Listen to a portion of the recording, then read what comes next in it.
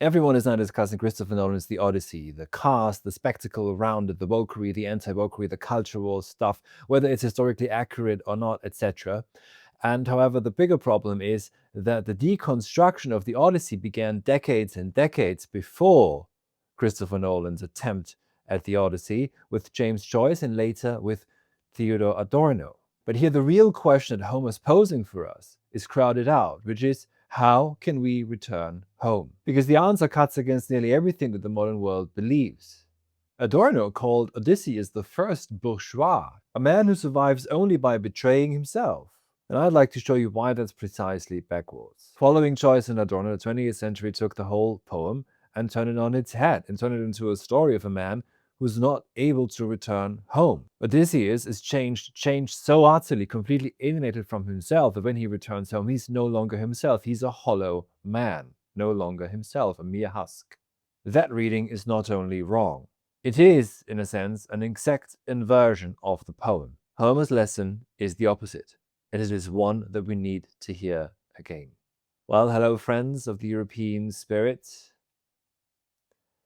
Now, we've all perhaps heard the saying, sometimes it's difficult to return home or even find a home or go home. And it's become one of those commonplace phrases or just sort of accepted dogmas that there is something peculiar about postmodern age, that we can't be home, or maybe that the human being has never really been home, always just necessarily alienated from himself, etc. Home is an illusion, the self is a kind of fiction, and to be sophisticated, to belong to a certain chattering class, one has to accept one's rootlessness as the conditio humana. Funnily enough, in that case, there is then again, of course, the human condition and human nature, which usually then, of course, is denied on the other hand. And we're all supposed to be citizens of nowhere, while, of course, we all hold passports. And hence, again, the notion of oikos is crowded out. There's a certain oikophobia, we could almost say.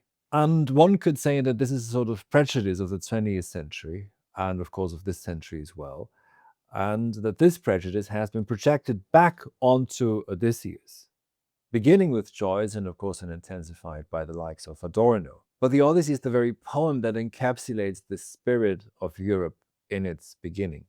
And it tells the story of a man who returns home. So the usual story is that it's an Odysseus' wanderings in his lostness. That's where the meaning lies, that's the assumption. But the return to Ithaca then is really just almost an embarrassment, an unnecessary feature of the story, something that we should rather get rid of, outright deny, or somehow subvert, as Adorno did. So there's an emphasis on exile rather than on nostos. And that is, I think, a misreading, and it's not really an innocent misreading. So, as I've mentioned before, let's name it again. This begins with James Joyce and is intensified by Adorno and Horkheimer in Dialectic of Enlightenment. So the literary source is, of course, James Joyce's Ulysses, published in 1922. Joyce takes the entire architecture of Homer's epic and turns it into an ordinary day in Dublin, the stream of consciousness. Odysseus is now Leopold Bloom. He is an advertising canvasser, interestingly, who wanders the city. On a 20-year voyage, the search for home becomes 18 hours of errands. And the homecoming, and I think this is the salient point, is hollowed out. Bloom, yes, he returns home, but he returns home to a marriage bed, and this is going to be important in a bit, which another man, Blazes Boylan, has occupied for that very afternoon. So Penelope's 20 years of fidelity become Molly's, yes, I said yes. And so the return does take place, but it restores nothing. And that's, again, the salient point. There's no restoration, because the point of the Odyssey is the restoration of the oikos, and is the restoration of the patriarch. What Joyce then does is, I think he declares in the sense, so he rephrases the Odyssey for a modern audience, and he declares that in modernity, nostos, homecoming, is no longer possible. You can go back to a house, but it's just going to be housing. It's not going to be your home. So there's a phantom of the structure remains of the epic, but its soul, its spirit has completely been destroyed. But in a sense, Joyce is the gentler version. If we turn now to the Frankfurt school, to Adorno and Horkheimer, we shall see that there's an even more misreading here, because we could say that James Joyce just uses some sort of structure for his Ulysses. But Adorno actually attacks the Homeric epic itself. So in 1947, when Adorno with Max Horkheimer published Dialectic of Enlightenment, there is a chapter in the book which is entitled Odysseus, or Myth and Enlightenment. And I'm going to read a couple of quotes from this now. Adorno's thesis, I think we could summarize in a single sentence, which is, as always, the hero of the adventures, you will have guessed it, shows himself to be a prototype of the bourgeois individual. So in a sense, Adorno really is the forerunner of all those who use these schemata and just look back and say, this is patriarchal, this is privileged, this is this and the other. Because what this allows you to do is you never actually have to read the text. You never actually have to accept the strangeness of the text and the fact that you may not understand the text. Because all you have to do is say, Odysseus is bourgeois. You've said nothing by saying this, less than nothing, but it sounds very intelligent, of course. So the prototype of the bourgeois individual supposedly is Odysseus. Why is that? It is the self that calculates, that defers, that masters nature and others through cunning. As we all know, Adorno, of course, was such a nature-loving boy. Adorno's central example is Odysseus' encounter with the Cyclops Polyphemus in his cave. You will remember that Odysseus here refers to himself as Utis, as nobody or no man or no one, depending on the translation. And this is a trick, this is a mask that Odysseus puts on in order to hide himself and in order to ensure that no one comes to help. But for Adorno, this is the founding moment of the modern self, or shall we perhaps say of the postmodern self, or maybe even of the European self in its entirety, which may seem a bit strange to Adorno. So in order to preserve himself, Adorno argues, Odysseus must negate himself. Yes, that's true. He must become nobody. Yes, for a minute he does. Self-preservation is purchased at the price of self-renunciation, to summarize Adorno. And the same logic then runs through the famous scenes with the sirens.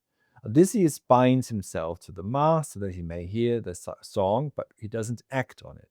So he splits himself into the master who enjoys, and the rowers and the slaves whose ears are stopped with wax, then who labor and they continue to labor. So you've got a bit of the dialectic between master and slave here. And Adorno sees in this also the birth of the division of labor, of domination, of a reason that has cut itself off from life. There's also many things that one can see in this if one uses a schemata without trying to understand the text. Now, as Adorno is wont to do, he always takes one step in the direction of negation. He never understands that negation must also negate itself.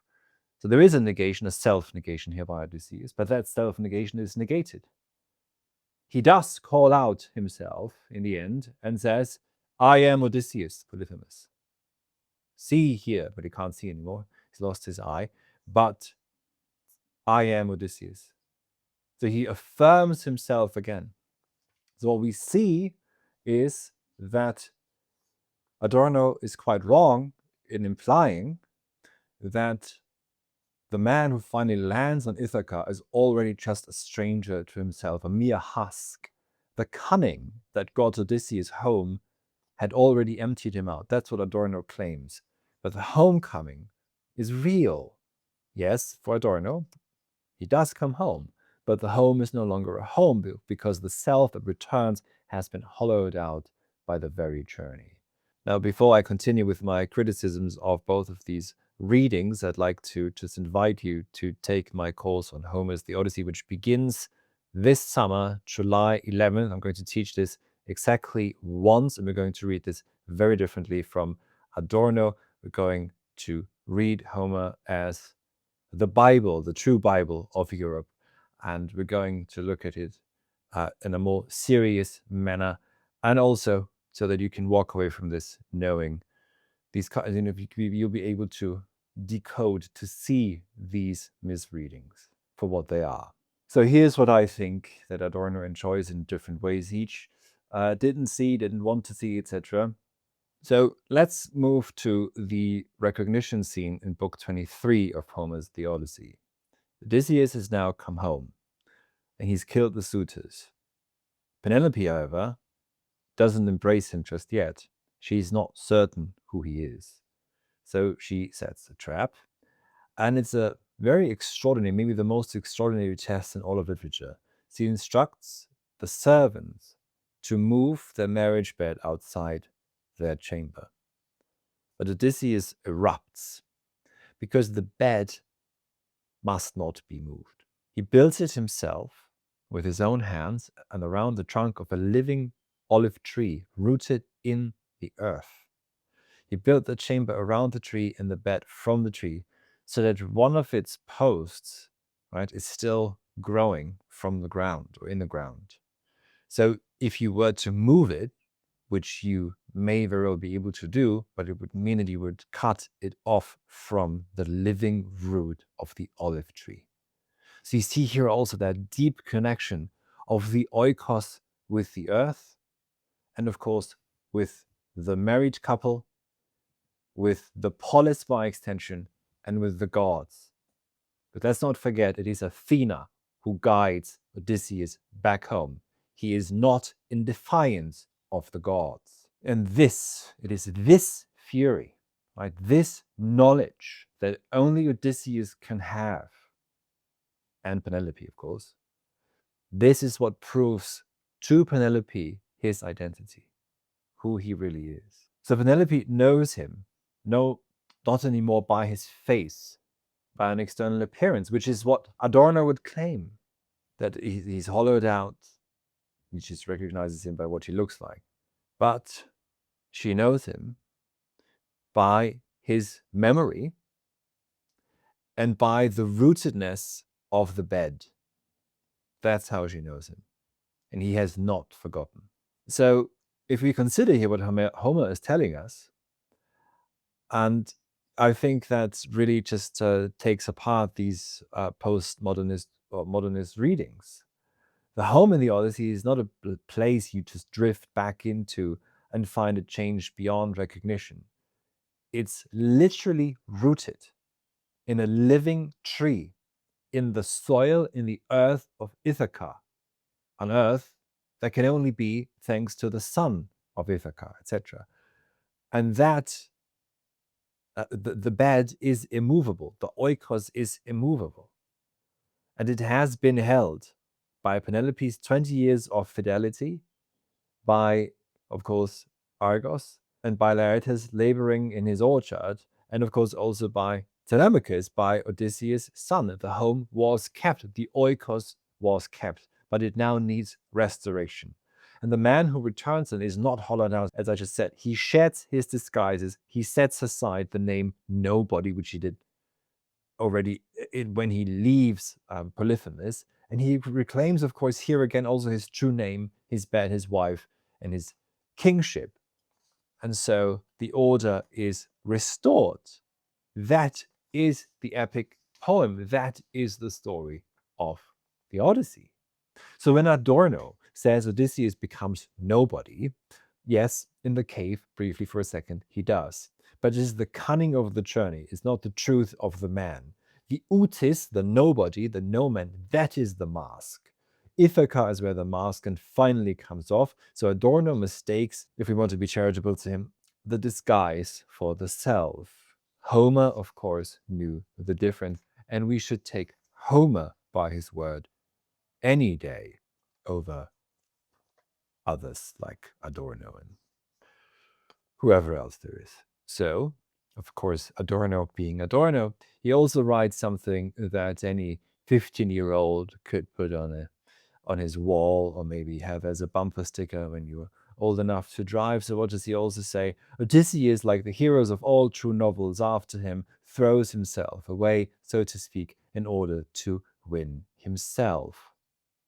So he throws himself away in order to win himself. That sounds like, a Camusian adolescent existentialism. And again, it is the old story of a dialectic, a negative dialectic of the Enlightenment that sees only a half turn of negation and doesn't understand that negation necessarily negates itself.